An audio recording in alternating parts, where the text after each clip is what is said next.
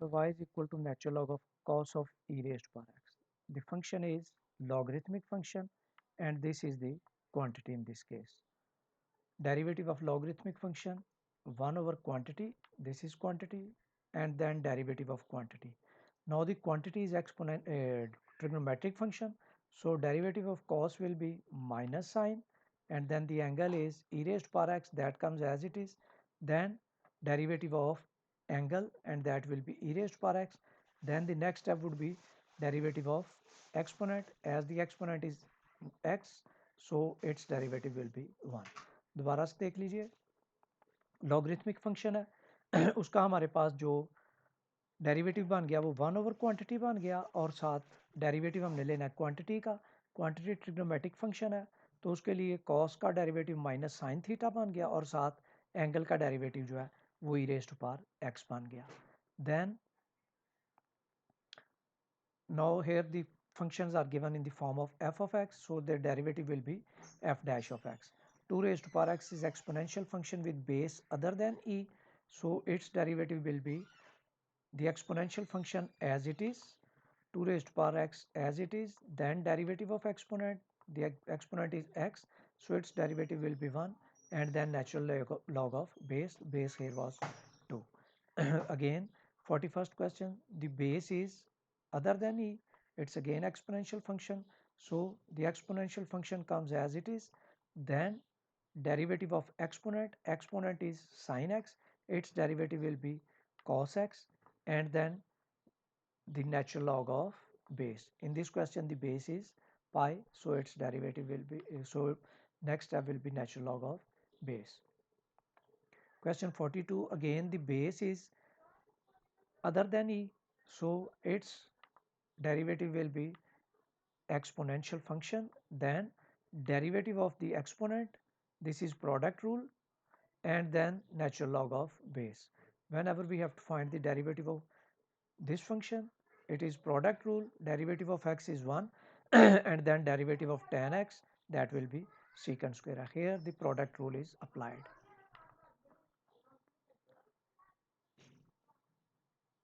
43rd question, if you notice this question is plotted in this way that variable and exponent, base and exponent both contain variables. If we deal with this type of scenario, then the concept of log will be helpful in solving this type of questions.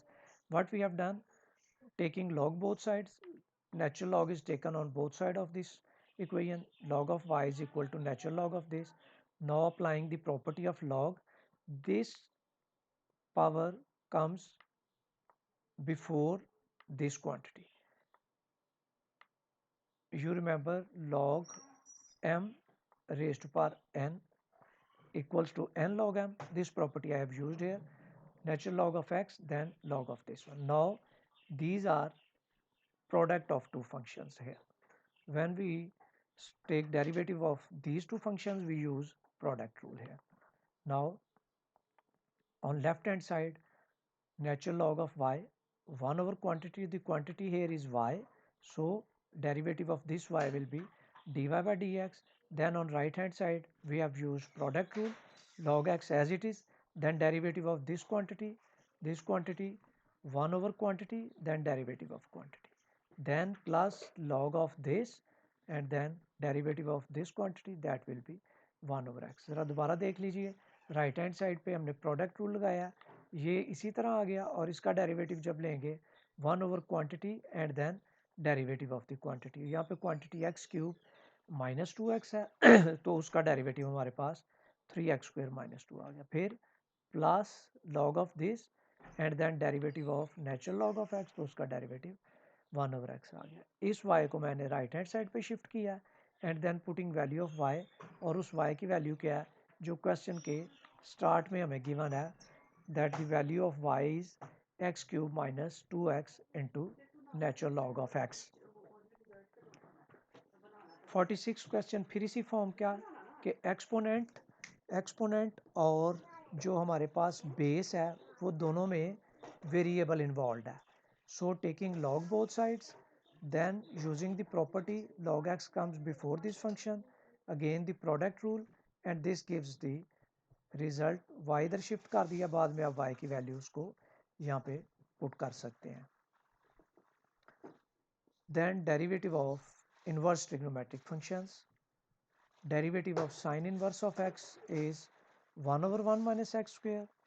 Derivative of cos inverse x minus 1 over 1 minus x square under root. Derivative of tan inverse x is 1 over 1 plus x square. Derivative of cot inverse minus 1 over 1 plus x square. Derivative of secant inverse x is 1 over x under root x square minus 1. And derivative of cosecant inverse x is minus 1 over x under root x square minus 1.